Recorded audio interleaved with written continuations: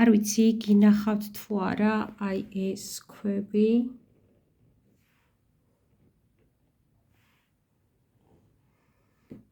ეს არის წითელი ობსიდიანი ახლა კლანჩს ეძახიან ცოტა ხნით ადრე ეშმაკის კლანჩსაც ეძახდნენ მაგრამ ეშმაკთან ნეგატიური დამოკიდებულების გამო ესეთ მეტი სახელი მოხსნათ და მისი ნამდვილი სახელი ვთქვათ წითელი ობსიდიანი ეს ქვა ძალიან ძლიერი დამცავია შავი ობსიდიანით ძალიან ძლიერად იცავს ადამიანს, თუმცა ამ ქვის ტარება, შავი ობსიდიანის ტარება ყველას არ შეუძლია, იმიტომ რომ რაღაც ძლიერი ენერგია აქვს და ყველას არ ერგება.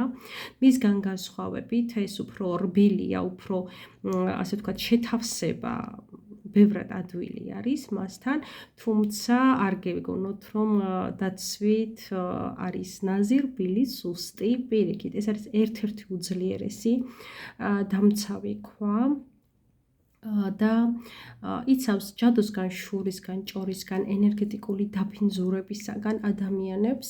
გარდა ამისა, ძალიან კარგად მოქმედებს მულათხარა ფესვ ჩაკრაზე, აუმჯობესებს სისხლის მოქმედებას, ხსნის შიშებს, ცხოვრებისეულ შიშებს და ბრკოლებებს, აძლიერებს ადამიანის მყარად დგომას სამყაროში, მის შინაგან თავდაჯერებულობაზე მოქმედებს, აძლიერებს სექსუალურ ენერგიას და აქედან გამომდინარე შემოქმედებითობა. ეს ძალიან კარგია ძველი ტრამვების დასამუშავებლად და ასევე რეგრესული ჰიპნოზის დროს, თერაპიის დროს. ვისაც სურს, რომ რეიკის ენერგიით გააქტიურებული ეს უძლიერესი ამულეტები იქონიოს, დამიკავშირდეს მე ნათია შაის და ეს ქვა მისი იქნება დამცავი ძლიერი ამულეტი.